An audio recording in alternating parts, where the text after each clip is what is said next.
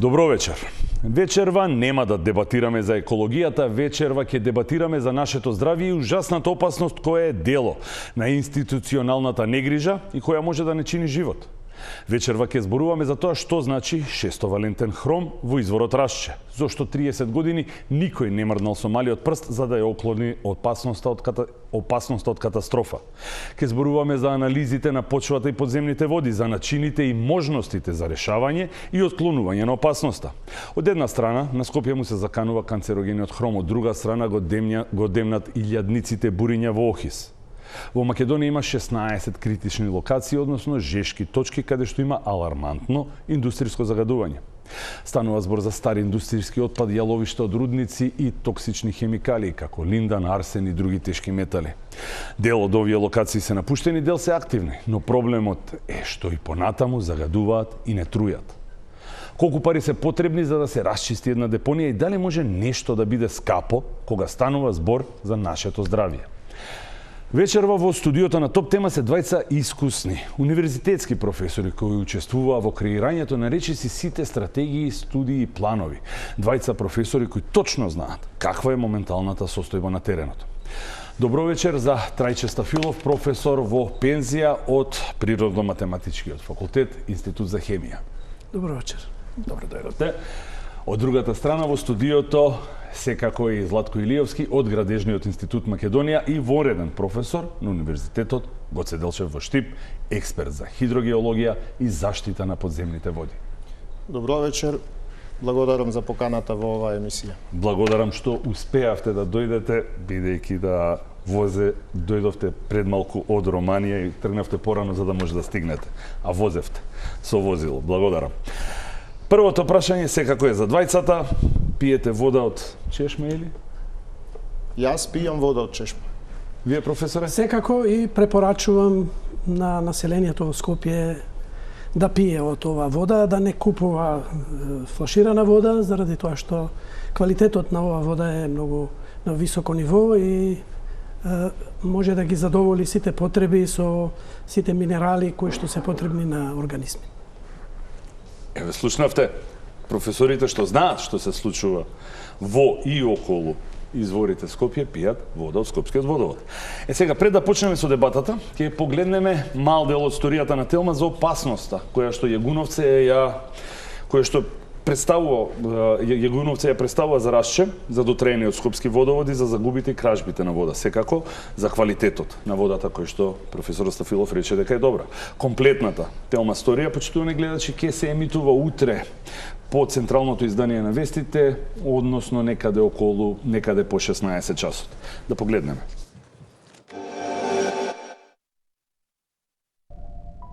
Хексавалентен хром во изворската вода е рецепт за катастрофа, а Рашче е единствениот извор на вода за пиење за над половина милион жители на Скопје.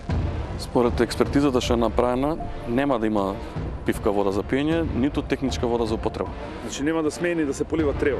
Нема да смее. Пробие јаловината од југот. Точно така. Не помала е опасноста и ризикот која демне општина Јагуновце. Се надевам дека ќе се издаде решение и мора да се издаде решение, затоа што ова и за Јагуновце е проблем, а е проблем, како што реков, и за Скопје, а Скопје е пола Македонија. Останува отворено прашањето зошто државата, а потоа и скопските градоначалници дозволија да се соочиме со оваа опасност. Јас не велам дека тоа е директна вина единствено на градоначалникот. Тоа повлекува еден цел систем на лошо дејствување изминатите 30 години.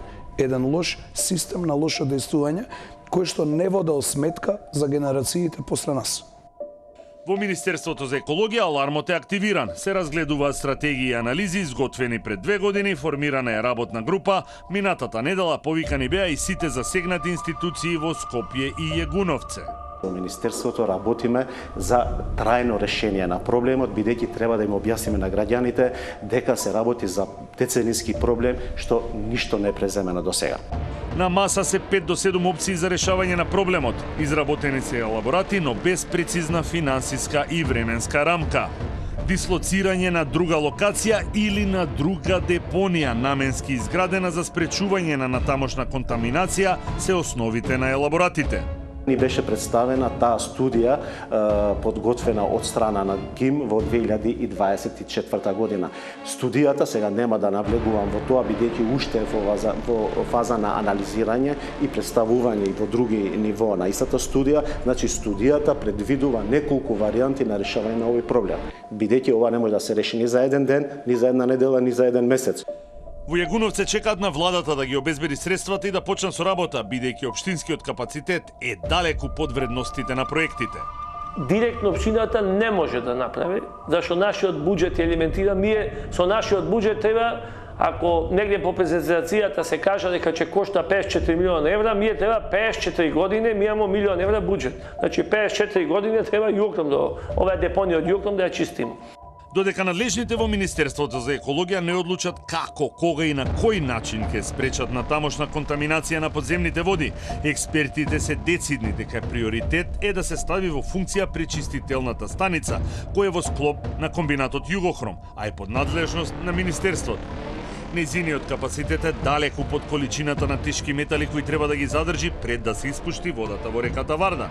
Мештаните во 2 наврати забележале дека во Вардар се испуштени тешки метали, бидејќи станицата почнала да прелива. На површина од 44 хектари се наоѓа некогаш моќниот комбинат Југохром или барем она што останало од него. Трагот на времето се забележува далеку исто како и фактот дека една декада има клучна врата.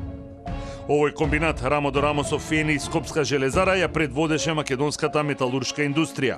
Произведуваше ферохром, односно легура од железо и хром која се користеше за производство на нерѓосувачки челик.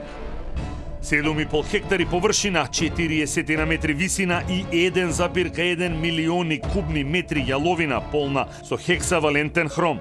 Ова е личната карта на отпадот од Југохром кој се наоѓа неколку стотини метри по воздушна линија од комбинатот, но и од првите куќи во Јагуновце. Како што може да се забележи, секој има пристап до токсичниот отпад, бидејќи одамна поставената ограда веќе ја нема. На врвот од ридот се гледат остатоци од токсичниот отпад, но како што велат и експертите и мештаните, не е страшно тоа што се гледа, страшно е тоа што не може да се види. Да, тоа беше мал дел од сторијата утре, која што ќе се емитува на Телма и како во вечерашната емисија, продолжуваме со вас, професор Стафилов, што е шестовалентен хром? И поздравието на луѓето, како влие? Хромот во природата може да се најде во различна форма, оксидациона форма и во различни соединенија. Главно неговата оксидациона форма е 3+ и 6+.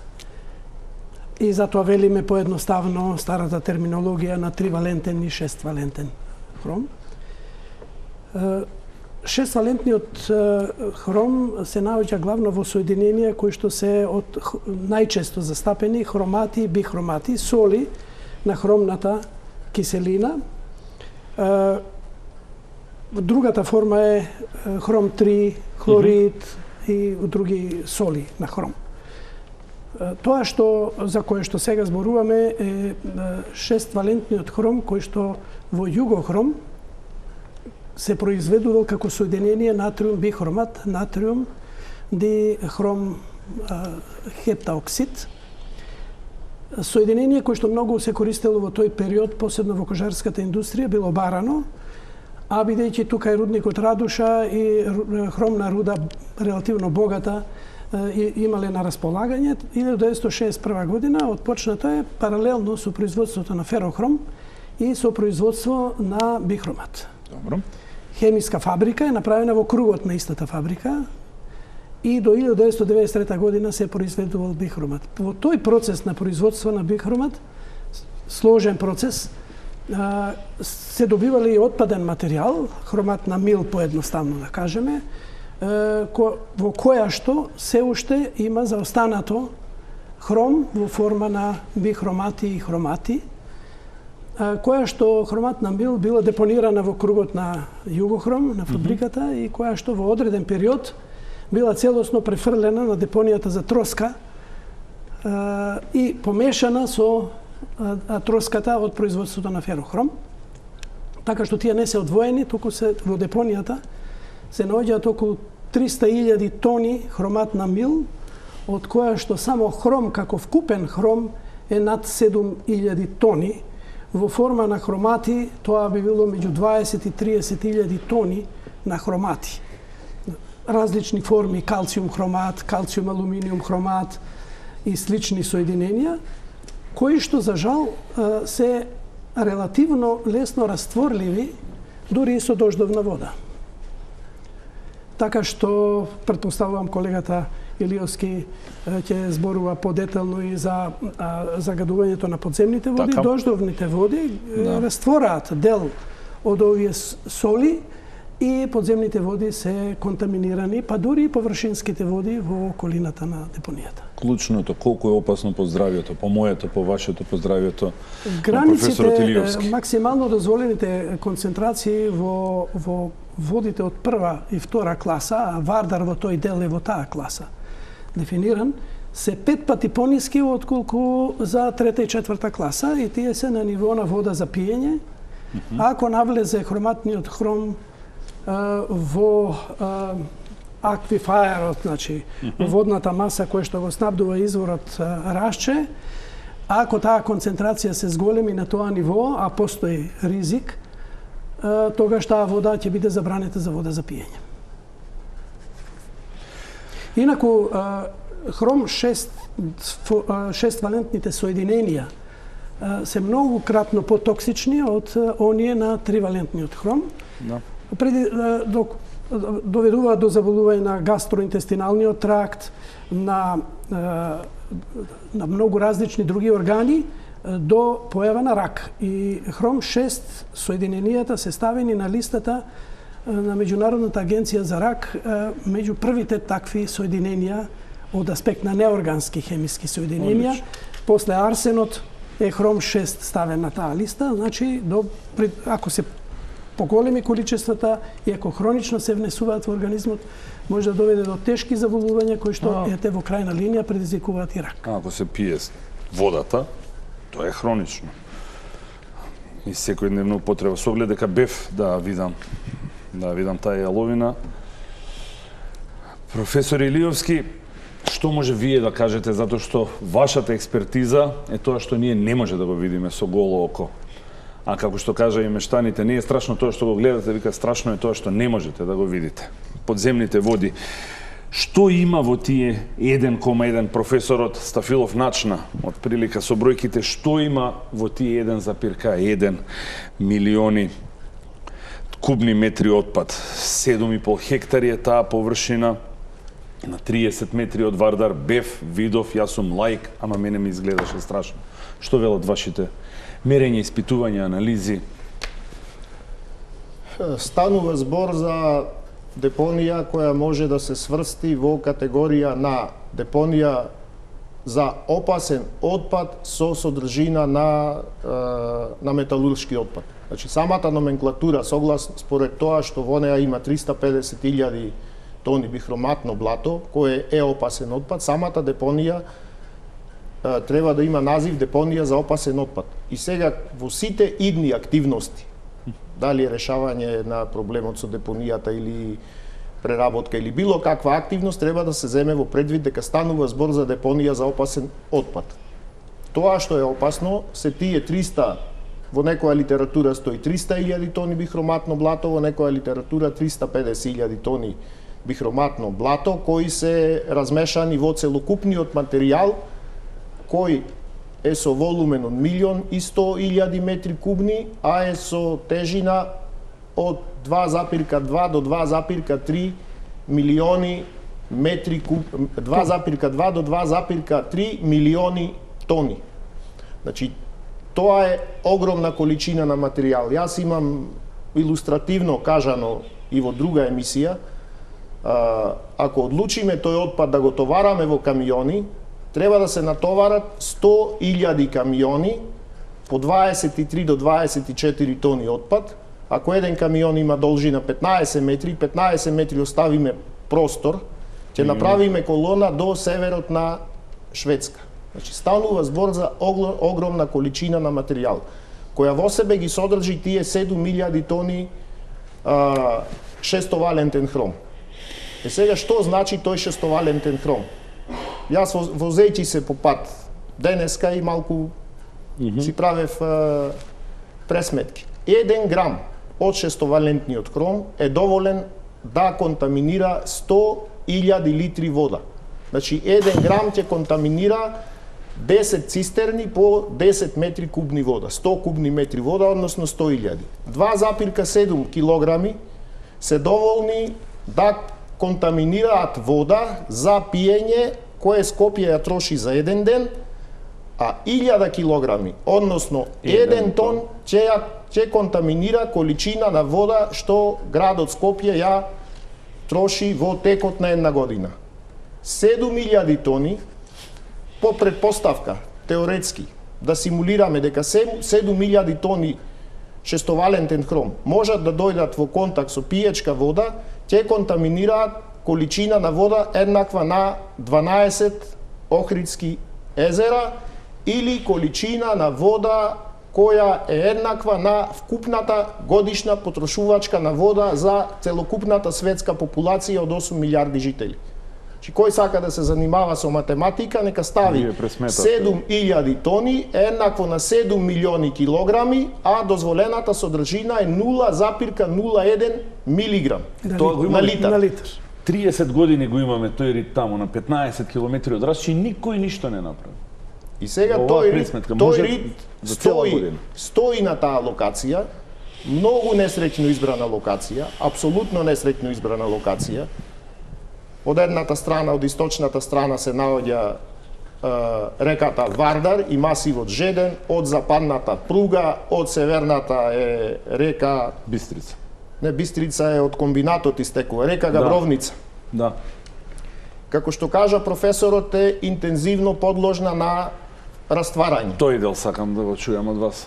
Растварање од обична чиста вода од врнежи. Значи шестовалентниот хром се раствара и со водите од врнежи се дистрибуира, се инфилтрира во подземните води и ги загадува подземните води. Подземните води во кругот на депонијата се загадени со содржина на шестовалентен хром од рангот на 10 милиграми, 100 милиграми, 130 милиграми, 500 милиграми. Значи 500 милиграми е 50.000 пати зголемена концентрација. Значи не еднаш, не 10, не 100. 10.000, 30.000, 50.000 пати се загадени подземните води. И сега тие подземни води кои се во зоната на депонијата, кои се загадени, прават постојан притисок на реката Вардар и постојан притисок на масивот Жеден. Значи целиот систем е под притисок. А како што каже, извинете што ве прекинувам, 30% од водата доаѓаат во Рашче, доаѓаат токму од Вардар и од Жеден. 10% од Вардар, 20% од Жеден, 70% од Шар планина. Така е според представниците на Скопски водовод. Вкупната количина која истекува од изворот Рашче на годишно ниво е од 150 милиони метри кубни до 165 милиони кубни вода. Од нив 100 милиони за уделот, да. 100 милиони се трошат за водоснабдување на Скопски регион. Така е. Околу 25 до 30% е количина на вода која е од сопствениот масив, од Жеден, вода што се инфилтрира. Кај што иде подземната вода со 50.000 пати. 40% е од таа страна од Горен Полог, каде што се наоѓа и оваа депонија. И околу 30% е од вода од Вардар. Значи и Вардар како вода, доколку се контаминира со шестовалентен хром, ќе има влијание на квалитетот на водата во изворот Рашче. Подземните води одат во Вардар. Што велат мерењата? Се уште не е контаминирана, минимално што велат вашите бројки и податоци? За водата од реката Вардар? Да. Во тој дел, каде што е 2019 година имавме студија за хидрогеолошка студија за испитување на квалитетот на подземните води во зоната на депонијата. И направивме анализи на вода од реката Вардар пред депонијата. Водата беше потполно исправна. Анализа на вода во реката Вардар на 100 метри под депонијата, земена на левата страна, покажуваше 7 пати зголемена концентрација на шестовалентен хром во таа зона. од левата страна. Значи факт е дека контаминирана вода се излива во реката Вардар, но тоа не значи дека реката Вардар е контаминирана со шестовалентен хром по целото нејзино течење. Но ризик постои. Ризик постои. Таму каде што ние меревме го имаме овој резултат. Професоре Стафилов, како хемичар, што ви значат овие бројки кога ќе каже професорот Илиовски дека 50.000 пати има зголемено од повеќе од дозволеното? Што кога, објасни сликовито дека со 1 тон од овој шестовалентен хром може да се збогуваме, речиси да се збогуваме со Расче. Директорот на водовод кажа дека нема да може да се полива трева, тоа значи дека нема да може да користиме ни за одржување на лична хигиена. Што ако тој шестовалентен хром влезе во такви пообилни количини? Постои голем ризик. Ке може ли да се исчисти воопшто? Некогаш, некако. Не смееме да дозволиме да дојде тоа. Преземање на мерки се од итен карактер. Не мора да значи дека овие соединенија на хромати ќе навлезат и бихромати во... Добро, има и природни бариери, за тоа ќе го прашам професорот Илиевски. Но ризик постои. Испитувањата кои што ги има вршено со пиезометри Градежниот институт Македонија покажуваат дека таа бариера постепено почнува да попушта. Како и се? Ризик постои, дали е тоа 5-10 години, ризик постои. Така што мерки преземени под итна постапка се нужни и неопходни. Нема дилеми за тоа. Не смееме да чекаме. Но јас во оваа прилика сакам да кажам дека овие сознанија не се од сега. Имено. Овие сознанија се многу одавна. Вакви истражувања со поставување на пиезометри Хидрометеоролошкиот завод ги вршеше уште пред 35 години. Јас соработував со нив и анализите на хром вкупен и хром 6 ги вршевме во нашата лабораторија на факултетот. И уште тогаш од пиезометрите се пумпаше жолта вода, што значи богата со хромати. Како што таа што хроматите во гледавме на раствор снимките. се обоени растворите жолто. Високи беа концентрациите. Така што ги знаеме тие информации уште од тогаш. Ама не правиме ништо. Мислам, не прават ништо. Во 2006 година беше завршена изработката на стратегијата за отпад, во која што беше вклучена и дел стратегијата за индустријски отпад, во кој што ги дефиниравме најкритичните локации со индустријски отпад, во кој што Југохром беше во првите 5. Велите ги дефиниравме, вие учествувавте во изработката? Да, јас учествував во изработката на тој европски проект. Така што ги дефиниравме и се направи приоритет, при што Европската Унија донираше и изработка на предпроектни студии, физибилити студии за 5 најкритични, вклучувајќи го Југохром. 2007 година таа студија беше објавена, доставена во Министерството, така што ние овој ризик го знаеме од тогаш. 19 години. 2026. Така што ризик... Направено е нешто во овие 19 години? Обновена е станицата за пречистување на дел од овие води. Што е во Југохром? Во Југохром. За таа ќе зборувам исто со професорот. Да, колегата Илиевски ги има подеталните информации за тоа, но таа не го задоволува капацитетот. Но има уште еден момент кој што сакам да го напоменам овде. Пречистителната станица, што значи таму, што функција има? Тоа значи дека водата хемиски ја преработува од ова отпадна вода и хромот од хромните соединенија од 6-валентен ги преведува во 3-валентна форма. Ако ние имаме многу концентрирана вода со хром 6, дури кога ќе го редуцираме до хром 3, концентрацијата на хром 3 ќе остане многу висока, а и хром 3 е токсичен. Како што кажавте. Не толку како хром 6. Зборувам за соединенијата на хром 3, но поедноставно е вака да зборуваме за хром 3 и хром 6. Кој што не смееме како отпадна вода да испуштаме во Вардар. Ние сега таа отпадна вода од пречистителната станиција ја испуштаме надвор од стандардите во Вардар. Таа има повисока концентрација и на хром 3, вкупен хром, повисока од она која што се однесува за води од прва и втора класа како што е Вардар во таа зона. Значи, треба да бараме итни решенија не само со пречистителна станица, туку и зафати од посериозен и поголем обем, за да го решаваме проблемот подетно. Многу брзо ќе почнеме да зборуваме. Морам ова да го прашам, веќе го начнавте и вие со пречистителната станица. Зборувајќи таму со луѓето што се во Јагуновце, цитирам тие што кажа, дека таа постои само на хартија, дека тоа нити функционира, нити па има капацитет да функционира. Што велите вие околу тоа, професор Илиевски? Се надевам дека сте запознаени и со станицата, и со капацитетот, и со...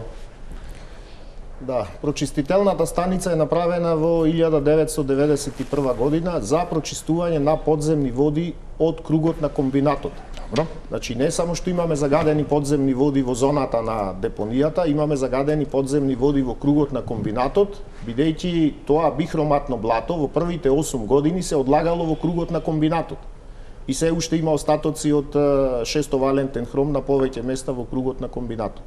Во 2002 година, 2001-2002, направени се одредени санациони решенија на депонијата Југохром, на индустријскава депонија, и дел од решенијата беа изработка на дренажи за зафаќање на контаминирана подземна вода и дистрибуција на таа подземна вода со пумпна станица преку цевковод до прочистителната станица. И прочистителната станица е користена и за прочистување на отпадни води од комбинатот и за прочистување на отпадни води од депонијата. Меѓутоа, отпадните води од депонијата имаат концентрација на шестовалентен хром просечно околу 700 милиграми, а прочистителната станица технички може да прочистува вода со 70 до 80 милиграми. Че 1 метар кубен контаминирана вода треба да се разреди со 10 метри кубни вода. Застарена прочистителна станица, стара технологија, значи таа е 26,9, тоа е 35 години стара. Според податоците што јас ги добив од прочистителната станица во рамките на изработката на студијата, прочистува од прилика околу 5% од вкупната количина на контаминирана вода што ја продуцира депонијата. 5%. Прочистува околу 7 метри кубни на ден, а пресметките за продукција на контаминирана вода се околу 150-180 метри кубни на ден. И ова се фактички бројки, податоци добиени од вработените што стојат на хартија, да. Уште ова прашање одиме прв блок реклами и професорот Стафилов кажа природните бариери, да, ќе држи и водата и почвата чисти, подземните води минуваат низ природните филтри. Кажете ми во која состојба се, до кога може да се надеваме дека ако надлежниве не направат ништо, природата ќе не држи, ќе не спасува, додека ние ја труеме? Факт е дека геолошката структура на тој терен иницирала, продуцирала постојање на една таква природна глинена бариера на контактот на жеденскиот карбонатен масив со неогените седименти.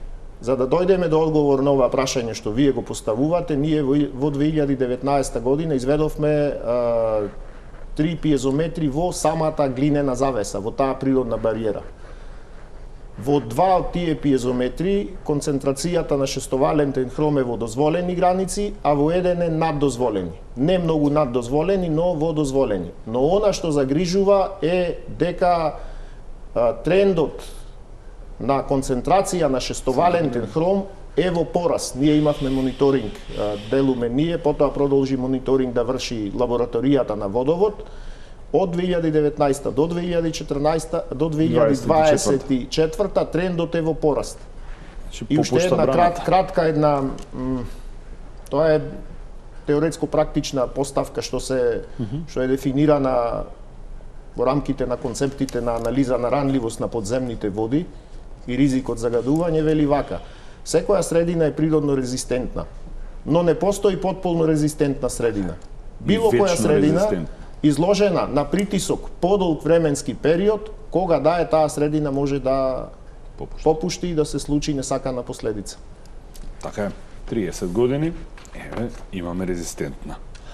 Одиме со првиот блок реклами, потоа се враќаме во студиото да разговараме околу евентуалните решенија на проблемот и опасноста за расче.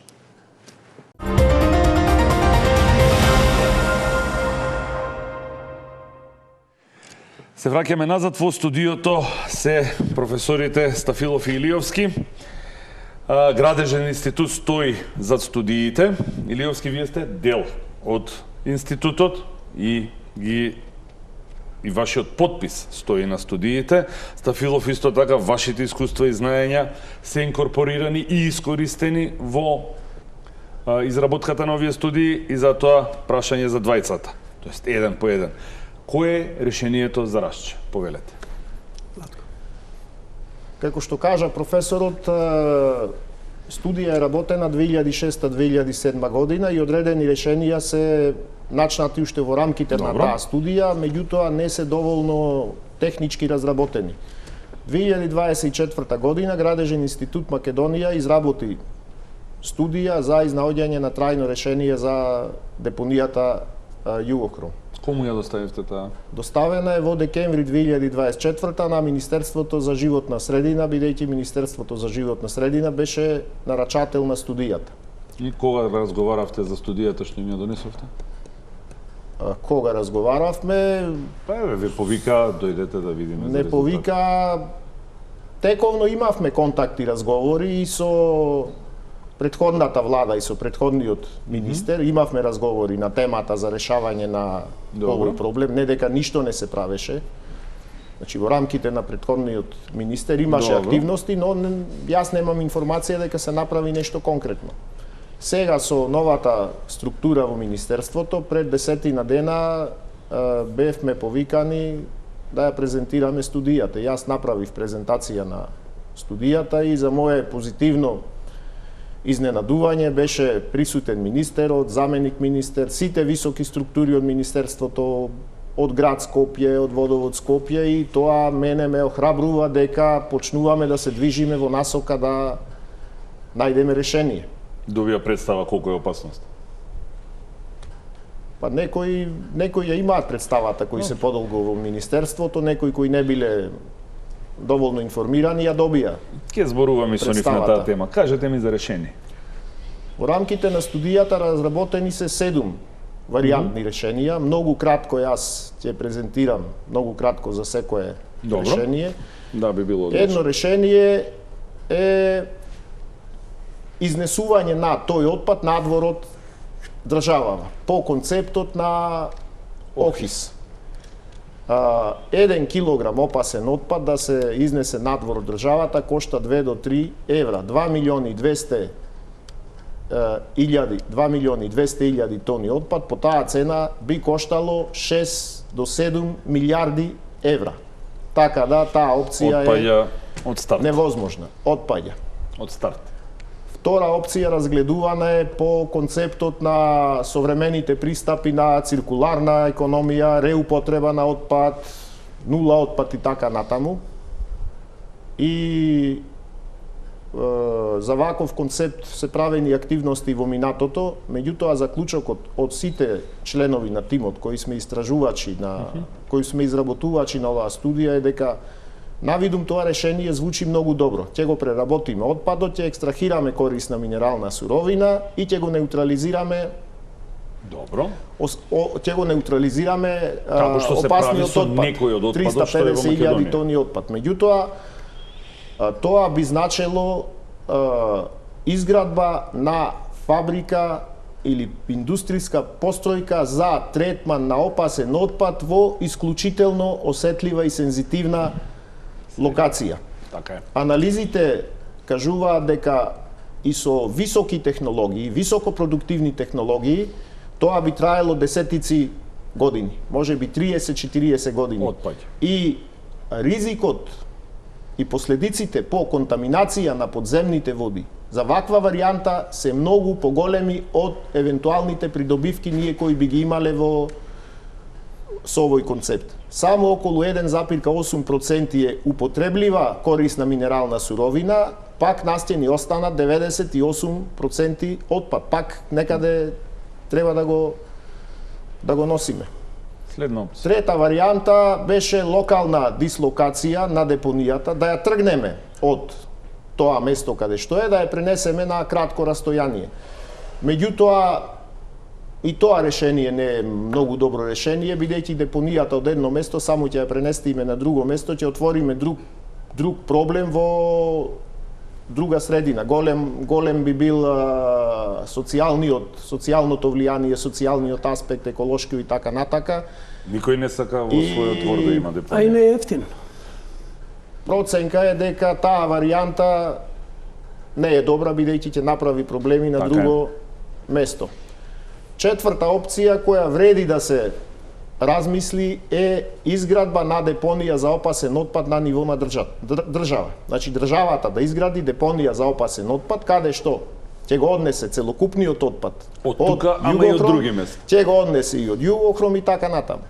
Такви локации постојат на просторот помеѓу Штип, Велес, Неготино во пошироката околина на реонот Криволак. Криволак, да, само таму. Ние и најдовме простор локација која во најголема мера ги исполнува стандардите за депонија за опасен отпад, бидејќи терените се водонепропусни, безводни, ниски врнежи, ретка населеност и така натаму. Меѓутоа, во контекст на дислокација на оваа депонија се отвара проблемот за транспорт на материјалот. 100.000 камиони ако треба да поминат низ 10 населени места или евентуално со железница до некаде, па после со камиони, многу е реално да се случи после 1000-тиот или 10.000-тиот камион да ни се случат социјални протести, немири или не знам како да ги наречам, логистички кошмар е тоа. И таа варијанта да не успее. Која е варијантата што ја спомна градоначалникот на Јагуновци од 54 милиони евра? Тоа е варијантата број 5 на која ние најмногу преферираме. Значи, тоа е варијанта за долгорочно решение на проблемот со високо контролирани ризици. Значи, долгорочно решение со високо контролиран ризик. Тоа е варијанта каде што депонијата од моменталнава локација ќе се помести 300 метри во потполно однапред подготвена депонија, однапред подготвен простор со сите можни хидроизолации што се на располагање во светската пракса за ваков тип на депонии. Целокупното дно ќе биде изолирано и депонијата ќе се покрие од површина. Значи ќе направиме така наречен саркофаг решение. Целиот отпад ќе биде долгорочно безбеден. Тоа е варијанта на долгорочно решение со високо контролирани Но ризици. нема да биде уништен, ама ќе биде ограничен, лимитиран. Не може да дојде во контакт со вода, нема да има исцедок или апсолутно нема да има исцедок и нема да има контакт со вода. Значи по тоа прашање ќе биде апсолутно безбедно. Постојат технологии кои дополнително треба да бидат разработени во процесот на самото преместување, да се направи стабилизација со додаток на цемент и вар. Стабилизација, кога ќе му додадеме цемент и вар, тогаш правиме стабилизација на тоа бихроматно блато и да дојде случај некаква хаварија, тој шестовалентен хром при таква слоевита поставеност со изолациони слоеви ќе биде многу помалку мобилен. Колку е временскиот период што би требало за да го изведете ова, бидејќи мене како лаик? Околу 5 години. 5 години не е многу. Од почеток на активностите има фаза претходна изработка на проектна документација, значи мора секој што ќе се зафати со оваа работа да ги следи сите закони регулативи во Република Македонија, каде што треба да биде изработено целокупната техничка документација од урбанизација, од проектна документација, од студии за влијание на животната средина до градежна дозвола, односно одобрение за градба. И многу кратко за уште две варијанти, преостанатите две варијанти се од категоријата на ублажување на состојбите. Не се тоа долгорочни решенија, тоа се ублажување на состојбите. Едната варијанта е покривање на депонијата, и депонијата да биде покриена целосно од површина, меѓутоа дното на депонијата ќе биде постојано во контакт со подземна води, така. вода. Другата варијанта е малку повисоко технички издржана, да се направат бариери во околината, да се спречи продорот на подземна вода, но и таа не е 100% сигурна дека ќе се обезбеди дното од депонијата да нема контакт со подземната Искрено вода. не знам како лаик, ама не би знал со оглед дека Вардар е на 30 метри. Бев таму, видов, многу е близко реката Вардар, не знам како би се ограничило да не може подземната вода да пројде таму. Може да се ограничи со поставување на активна хидраулична бариера со изведба на бунари помеѓу депонијата и реката Вардар. Тие бунари постојано да црпат вода во целиот иден период. Да носат во пречистителна. Да ја носат во прочистителна станица, ама ние вакви какви што сме, кој ќе гарантира дека тие бунари ќе се одржуваат и дека ќе бидат долгорочно Така е. функционални, ќе остане некаков ризик. Затоа наша препорака е варијантата 5 со саркофаг, пломбирано решение. Професоре Стафилов, вие која варијанта од набројаните? Ги дискутиравме сите варијанти во претходниот период на изработка на студијата. Ова варијанта е најбезбедна, најсигурна и гарантира безбедност долгорочна. Имајќи предвид трошоците за другите варијанти, таа не е најскапата варијанта, а најбезбедна варијанта и изводлива. Има технички решенија за тоа и ми се чини дека тука не треба многу да се чека. Ниту па да се размислува. Со оглед на сето тоа што го кажавте дека може да се случи, може да го изгубиме Расче за навек. А Скопје, за жал, до сега на никого не му текнало, не се сетил од скопските градоначалници или од централната власт, дека нема алтернативен систем за снабдување на Скопје со вода за пиење. Значи, или Расче, или вода во шишиња. Со оглед дека времето не истекува, имаме и други локации за кои што би сакал да зборувам. Професоре Стафилов, Охис, Линданот, опасен, сериозно опасен, го имаме во Охис, го имаме на Пеленица, почна со вадење, со екстракција на Линданот, бурињата полни, во моментов процесот е стопиран. Немаме 9 милиони евра, така, силна економија, немаме 54 за Југохром, немаме ни 9 за Охис. Што се случува таму? Колку е реален ризикот од тој Линдан? Колку е голема опасност? Иако сигурно многу пати сте го кажали. Депониите во Охис се 3. Така наречената голема депонија, малата депонија и Пеленица.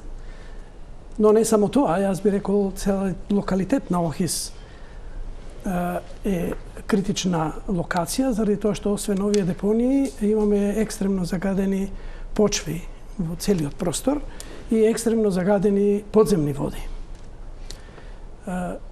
Така што од тие причини, не од аспект на количествата, туку од аспект на токсичноста на отпадот кој што се наоѓа таму, станува збор за депонија на хексахлороциклохексани, кои што се споредни производи при производството на линдан. Значи, таму има најмалку линдан, ама ги викаме депонии на линдан, заради тоа што се од производството на линдан, како пестицид, инсектицид, кој што се користел во минатото, забранет бил заради утврдување на неговата голема токсичност, но споредните производи, другите изомери на хексахлороциклохексанот при производството на линдан биле депонирани на отворено. И таму имаме околу 100.000 тони таков отпад, заедно со почвата со кој што се тие покриени, кој што е исто така екстремно загадена. Мора да се... Таа беше дефинирана како во стратегијата за индустријски отпад како жешка точка број 1 и отпочнато е чистењето на малата депонија. Се, како што знае јавноста, се извезува, да речеме, тој отпад за уништување целосно, бидејќи тој само така може да се уништи со спалување негово целосно. Застанавме заради тоа што средствата не беа одобрени на време. Сега со одлука на владата пред известно време беа одобрени овие средства и во износ кој што го споменавте. 9 милиони евра. Очекуваме да се продолжи со очистењето на малата депонија, бидејќи сме некаде до половина од чистењето на малата депонија. Малата депонија е околу 10.000 тони хемикали и почва, големата е околу 50.000, колку што е отприлика и Пеленица. Значи ни предстојат многу.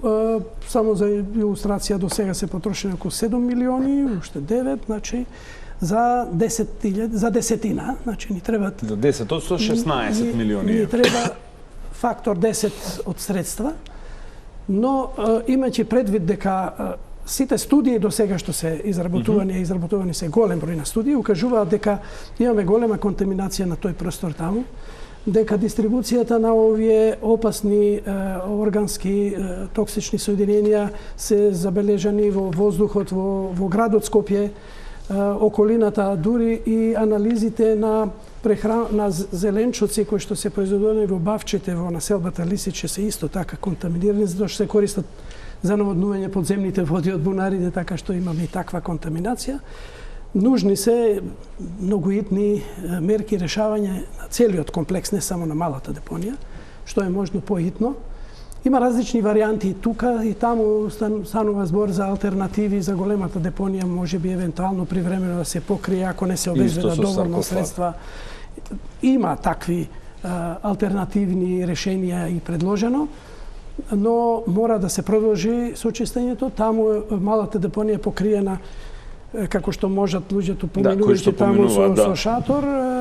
За жал, пумпите кои што создаваат под притисок не се во функција, така што постои ризик и таков, бидејќи депонијата е отворена, така што подитно треба да се врати во функција целиот систем и да почне чистењето.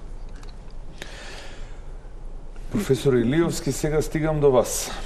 Бидејќи од сево ова што го кажавме, секако да не заборавиме, тука е и Велес, загадувањето, значи од јаловината, од Јагуновце влегува во Вардар, од Охис, од Линданот влегува во Вардар, од Железара влегувало во Вардар. Па добро, што да прават луѓето што живеат подоле по течението на Вардар? Еве, тие од Демиркапија надоле. Каква вода е таа во Вардар? Тие ги ја користат никогаш и за наводнување, за како техничка вода. Безбедно ли е? Смеат ли? Кој квалитет на вода е? Сте испитувале ли? Ќе одговорам на прашањето, само пред да одговорам, многу кратко дополнување на темата Југохром. Мерките што ние ги предлагаме се од категорија на многу итни мерки и итни мерки. Неитни мерки нема. Многу итни мерки се изработка на нова прочистителна станица. Ако ние направиме нова прочистителна станица и дренажата ја санираме и направиме низа бунари кои ќе црпат контаминирана подземна вода, притисокот кон Жеденскиот масив ќе биде намален. Ќе имаме пак некоја временска дистанца пред да работиме проектна документација, пред да донесиме одлуки. Ќе купиме време. Ќе купиме време на некој начин. И во било која варијанта, прочистителната станица мора да биде нова прочистителна станица со далеку поголем капацитет од оваа и со можност да преработува контаминирана вода со многу повисоки концентрации на шестовалентен хром. Поврзано со вашето прашање, податоци за квалитетот на реката Вардар. Втора категорија рековте дека беше до моментот до Јагуновци. Ние имаме податоци од испитување на реката Вардар во низ градот Скопје. Добро. 4-та, 5-та категорија. Што значи, кажете им на гледачите, што значи вода од 5-та категорија? 5-та категорија не смееш да ја користиш, ниту за наводнување, за ништо не смееш да ја користиш. Имаме такви податоци. Затоа што буквално за ништо. Затоа што целокупните, за жал, целокупните отпадни води, ова што го викаме ние 100 милиони метри кубни вода, најмалку 50, половината од тоа, оди во домаќинствата, се користи и пак истекува во реката Вардар. Се што ние дома, се што ни се случува дома со вода, истекува во реката Вардар. и е многу жална состојба што ние се уште до ден денеска немаме прочистителна станица, но за добра среќа, за оптимизам, сега работите за изградбата на прочистителната станица се ослободија и колку што сум информиран, тече изградбата на прочистителната станица заедно со пратечка инфраструктура. Крајно време, тука одиме со втор блок на реклами, се враќаме потоа на заклучоците.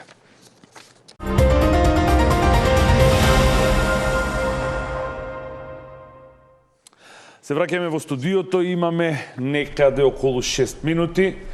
Јас тука речиси ќе се одјавам во емисијата, бидејќи ја оставам на двајцата професори тука. Дефинирани беа 16 жешки точки во Македонија, некои не постојат иако не се исчистени, но се оставам на вас. Кои се вашите топ 5 приоритети за решавање на точките на оваа црна листа, значи кои се 5 критични, освен двете што ги спомнавме? Повелете, кој сака прв? Еве, јас би зема збор. По дефинирањето на овие жешки точки, како што спомнав пред малку, Европската Унија финансираше изработка на физибилити студии со алтернативни решенија за 5 најкритични. Кои? Тоа се Макстил, Охис, топилницата во Велес, значи депонијата на Да, но зборувам за денеска. Кои се вашите топ 5 денеска? Значи, тоа што сакав да го кажам пред конкретно да ви одговорам, се однесува на следното. Дел од објектите индустријски, каде што постојат депонии со опасен отпад, се приватизира и отпочнаа со производство и работа. Во тој период повеќето и не беа во функција.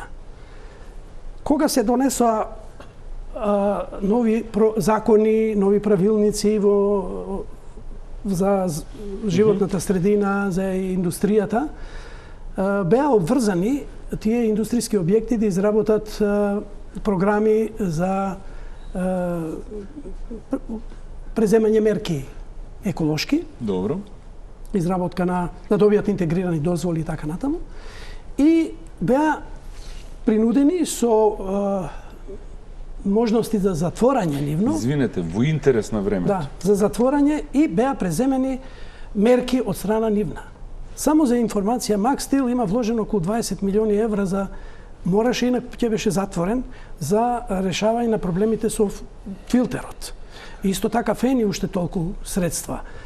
Депониите на јаловина во Бучим, Саса се покриени, вложени големи средства. Бучим дори изгради станица за производство на електроден бакар. Значи, огромни средства се вложени. Станува збор за критичните локации за кои што ме прашувате, за оние кои што се напуштени, не се во функција објектите, а кои што работеа во време кога тие беа во државна собственост. Значи, надлежност за решавање на тие проблеми е на државата. Кажете ми една од тие, за која што вие сметате дека веднаш дека вчера требаше. Охром, кои што од својата актуелност би ги ставил на првите две места, тука би ја додал депонијата на Троска во Велес, настаната од производството на олово и цинк во топилницата во Велес, која што е во количество од прилика околу 1,5 милион тони, со изворедно високи содржини на сите можни токсични метали. Од цинк, олово, арсен, кадмиум, индиум, антимон и да не набројувам, со многу високи содржини. Таа е оставена, напуштена пред 23 години, кога престана да работи топилницата, и ветерот разнесува прашина од оваа депонија. Ние вршевме анализи на прашина од куќи во Велес, од 30-тина. Концентрациите се изворедно високи. Земавме и прашина, историска прашина од подкоровни греди, каде што концентрациите укажуваат на средна вредност од почетокот на работа на топилницата до моментот на земење на проби, тие концентрации беа 10-кратно повисоки. Значи, населението во Велес и денес, а порано многу повеќе, е изложено на таа прашина.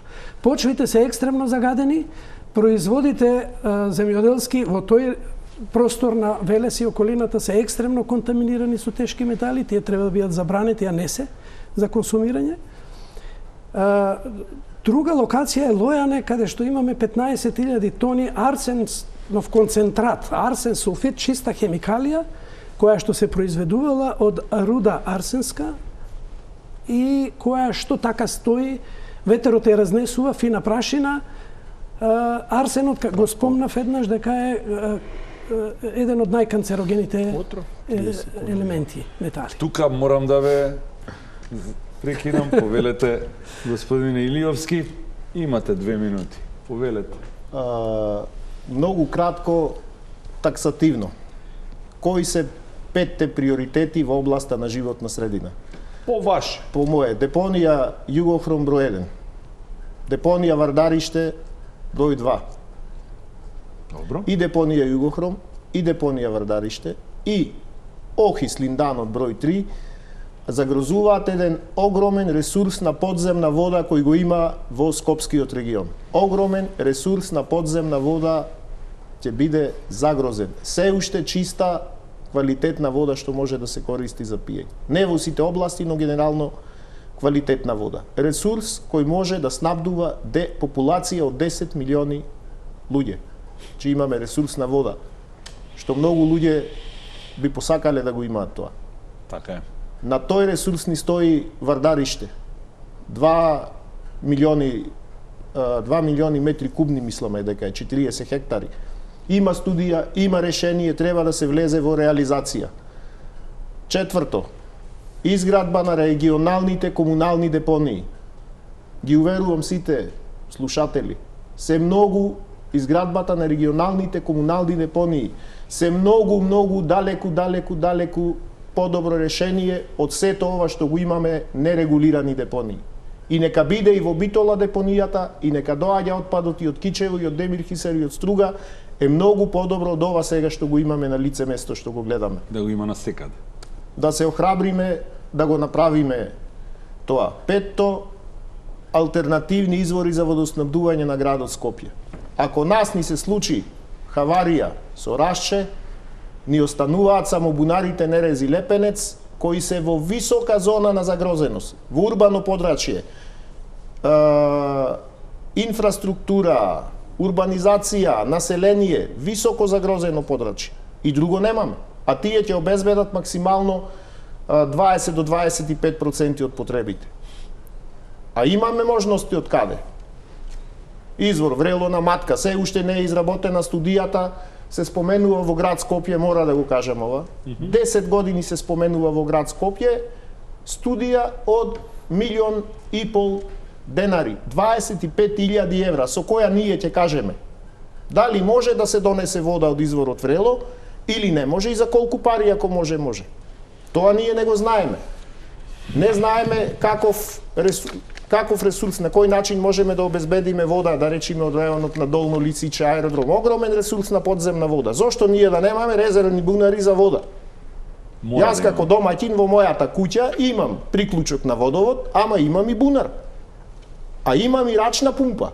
Ако снема струја од рачната пумпа ќе вадам вода. И давам апел до институциите, до влада, до сите институции. Се е добро тоа што ние правиме патриотизам, името да не го менуваме, многу убаво. Сите тие политики ги поддржувам. Проблемот со Бугарија во ред. Меѓутоа, да покажеме еднаш патриотизам, да изградиме, да решиме некој стратешки, голем еколошки проблем, да покажеме патриотизам, грижа за граѓаните, грижа за населението, со решавање на ваквите проблеми. Ви благодарам. Почитувани, тоа беше се за вечерашната топ тема. Се надевам дека ги исполни вашите очекувања, моите секако ги исполни знаењето на и искуствата на двајцата професори Стафилов и Илиовски.